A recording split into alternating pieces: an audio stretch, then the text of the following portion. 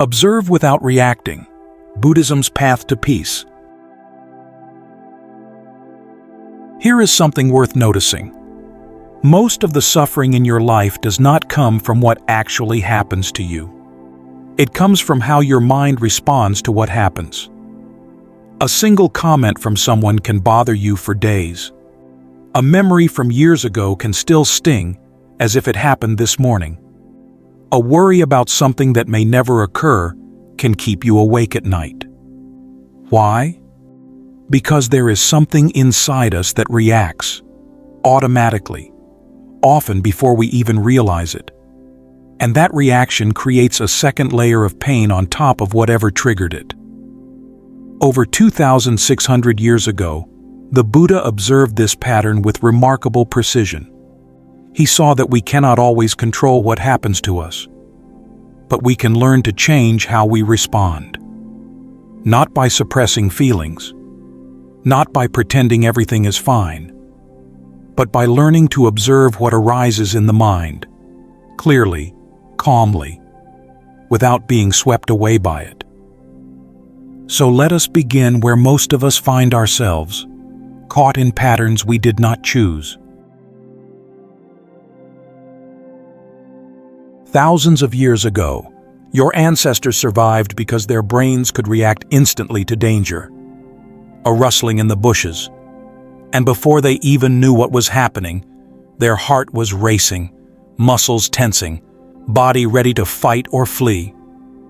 This survival response is encoded in the oldest part of the brain, the amygdala. The ones who hesitated did not survive. The ones who reacted fast did. And here we are, their descendants, carrying the same ancient wiring. But the world has changed. The tigers are gone. Yet the alarm system remains, still scanning for threats, still ready to hijack the body and mind. The problem is that it responds to perceived threats, whether that is a predator, or an unpleasant email, or a painful memory from years ago. The psychologist Daniel Goleman calls this amygdala hijack, when the emotional brain seizes control from the rational brain. In that moment, you are not choosing your response. You are simply reacting. Let me give you a small example. You are at work, and a colleague makes a comment about your project. It is not even a criticism, just an observation. But something in the tone, or maybe something in your own history, triggers you. Before you know it, your jaw tightens. Your mind starts racing with defensive thoughts. You spend the next hour replaying the conversation, building a case against this person. By evening, you are still carrying it. What actually happened? A few words, sound waves in the air. But your mind turned it into a battle. This is where the Buddha's teaching becomes so relevant. In a discourse called the Salatha Sutta, he used an image that cuts straight to the heart of the matter. He said, when an ordinary person who has not trained the mind is touched by painful feeling, they sorrow, they grieve, they lament, they weep and beat their breast, they become distraught. They feel two kinds of feeling, one in the body and one in the mind. It is as if a man were pierced by one arrow and then immediately pierced by a second arrow. This person feels the pain of two arrows. The first arrow is the painful feeling itself, the initial sting of a difficult experience. This is often unavoidable. Life brings pain. Bodies get sick. Relationships end. People say hurtful things. This is the first arrow, and no one escapes it entirely. The Buddha never promised a life without difficulty. Even he experienced physical pain, criticism, and loss. But the second arrow is different. The second arrow is what we add to the experience, the resistance, the outrage, the why me, the endless replaying, the projection into the future. The second arrow is not caused by the world. It is caused by the mind's reaction to the world. And here is the insight that changes everything. Most of our suffering comes not from the first arrow, but from the second, the arrow we shoot into ourselves.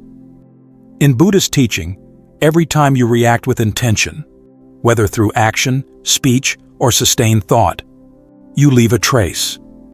You create what is called karma. The Buddha defined this precisely in the Nibbidhika Sutta. It is intention that I call karma. Having intended, one acts by body, speech, and mind.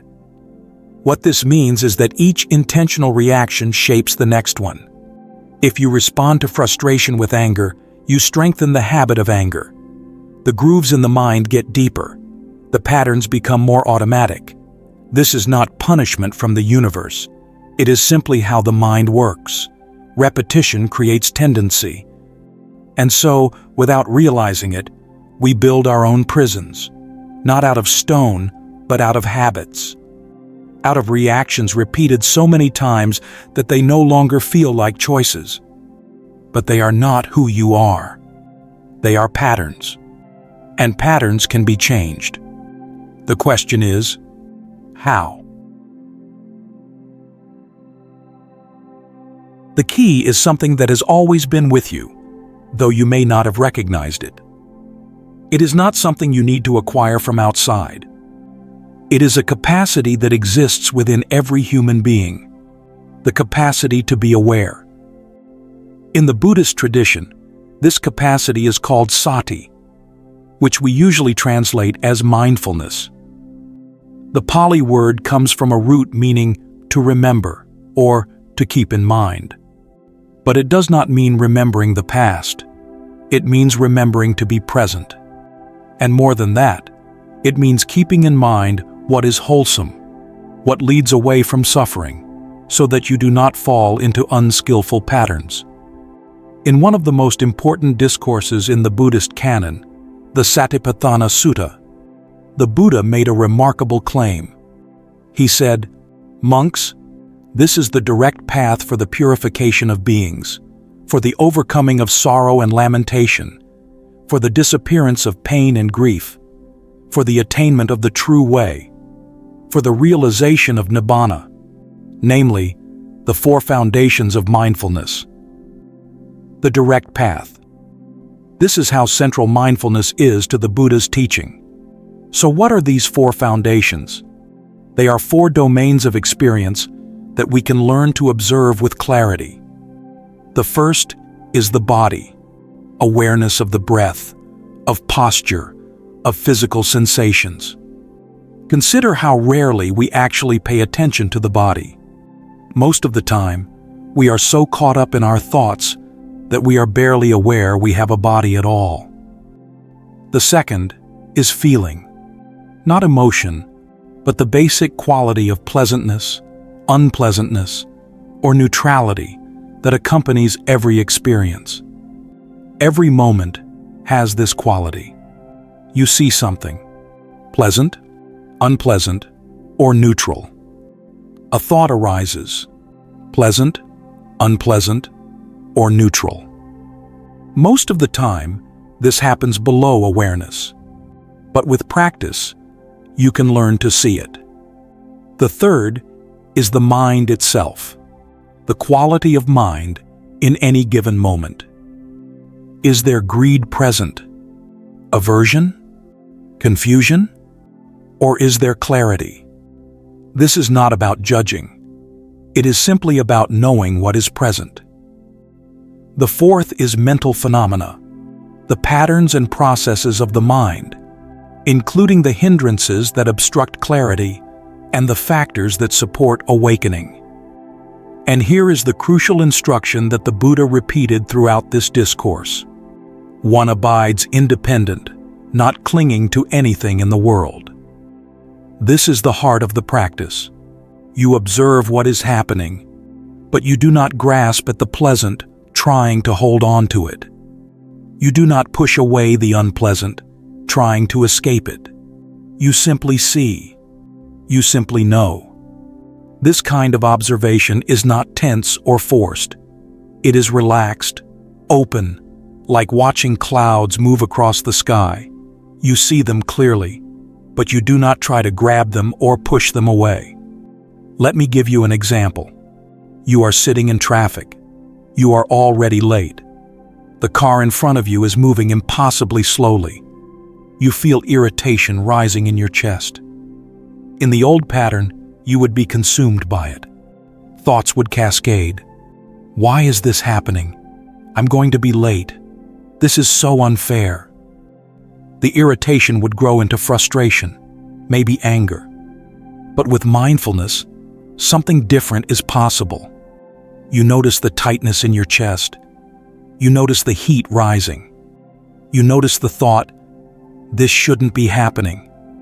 And in that noticing, there is already a shift.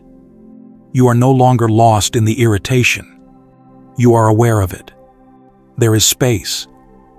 Research in psychology has found that when people learn to label their emotions, to say internally, this is anger or this is fear, this is associated with decreased activity in the amygdala and increased activity in the prefrontal cortex. The emotional brain calms. The thinking brain comes back online. But the Buddha's teaching goes deeper. When you observe with mindfulness, you see not only the emotion, but its impermanence. It arose because of certain conditions. It will pass when those conditions change. It is not solid. It is not permanent.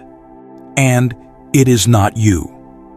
In the Pali teachings, mindfulness is often paired with another quality called sampajanya, clear comprehension. This means not just being aware, but understanding what you are aware of, knowing whether it is beneficial or harmful, knowing what is appropriate in the situation. Awareness without wisdom is incomplete. The two work together. The Buddha did not simply say, "Be mindful." He provided a detailed map of how experience unfolds, moment by moment, so that we can see exactly where suffering arises and where we can intervene. This map is called Paticca dependent origination. For practical purposes, the most useful sequence is this. Contact leads to feeling. Feeling leads to craving.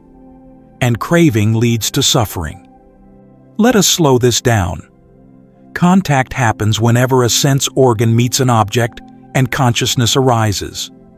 Your eye meets a form and seeing happens. Your ear meets a sound and hearing happens. Your mind meets a thought and thinking happens. From contact, feeling arises, that basic sense of pleasant, unpleasant, or neutral. This is automatic. You do not choose it. And now comes the critical moment. In the untrained mind, feeling almost immediately gives rise to craving. Pleasant feeling arises, and the mind reaches out. I want more of this. Unpleasant feeling arises, and the mind recoils. I don't want this. This craving, tanha, which literally means thirst, is the engine that drives the second arrow. But between feeling and craving, there is a possibility for intervention.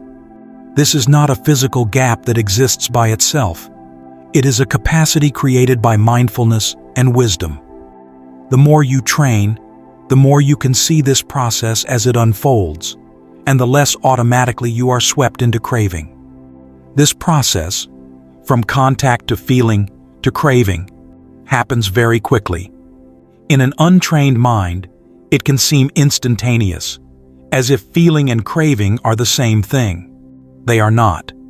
But seeing the difference requires practice. This is why the Buddha emphasized training, not just understanding. Let me give you an example. Someone criticizes your work in a meeting. Contact. Immediately, an unpleasant feeling arises in the body. Maybe a tightness in the stomach, a flush of heat. This is the first arrow.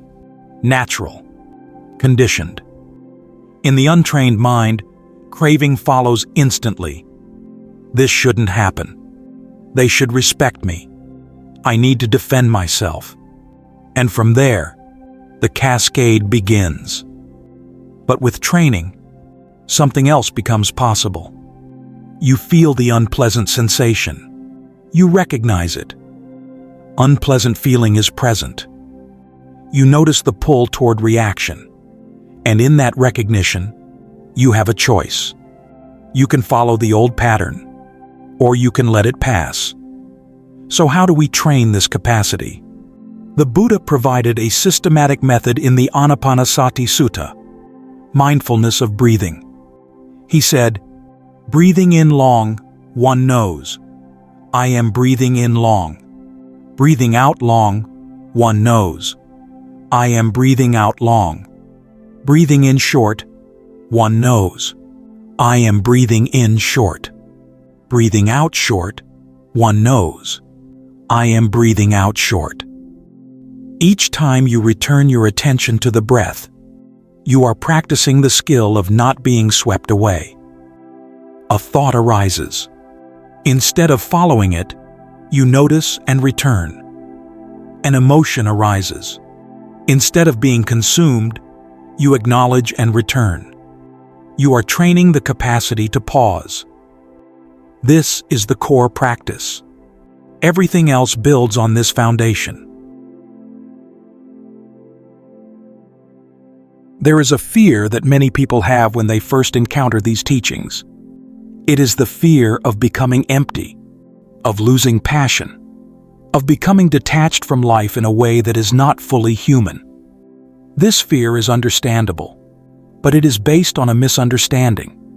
In the Buddha's teaching, the quality of balanced, non-reactive awareness is called 𝐂𝐴𝐻𝐿, equanimity.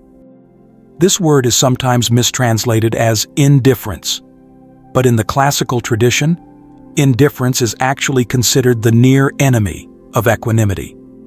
Something that looks similar on the surface, but is fundamentally different in nature. Indifference is cold. It is a turning away from life. Equanimity is warm. It is a turning toward life with stability and clarity. The Pali word 𝐂𝐴𝐻𝐿 suggests looking on or overseeing, seeing with a wide, balanced perspective, not getting lost in preference and aversion. It is not that you stop feeling. It is that you are not thrown off balance by what you feel. And 𝐂𝐴𝐻𝐿 does not stand alone. In the Buddha's teaching, it is one of the 4 Brahmaviharas, the 4 boundless states of heart. Metta, loving kindness, the genuine wish for all beings to be happy.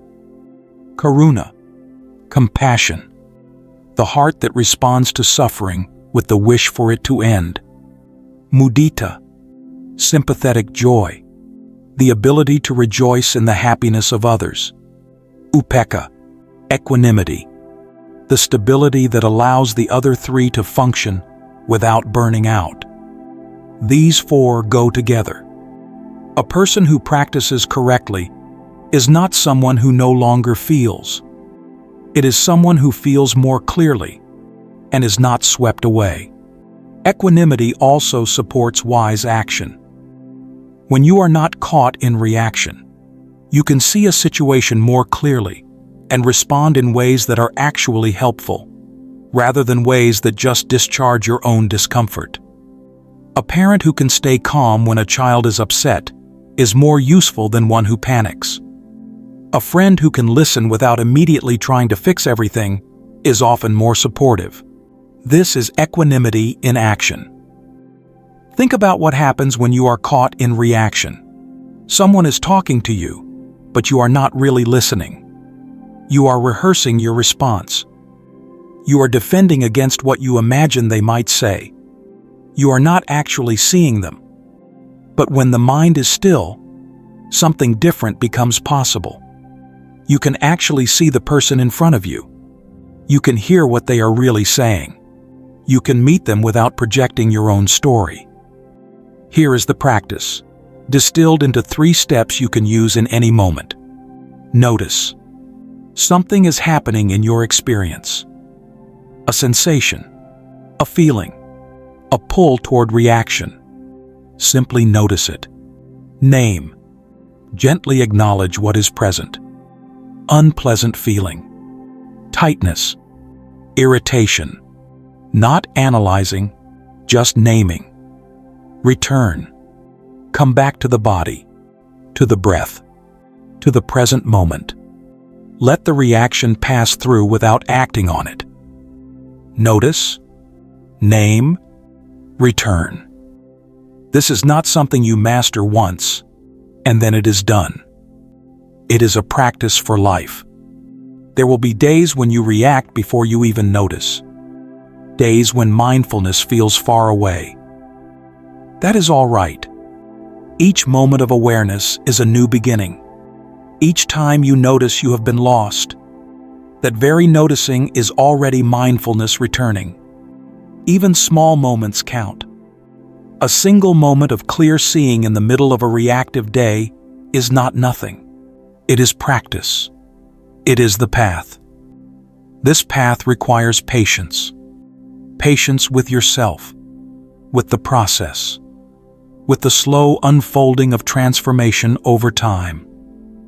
This path requires diligence, the willingness to return to practice again and again.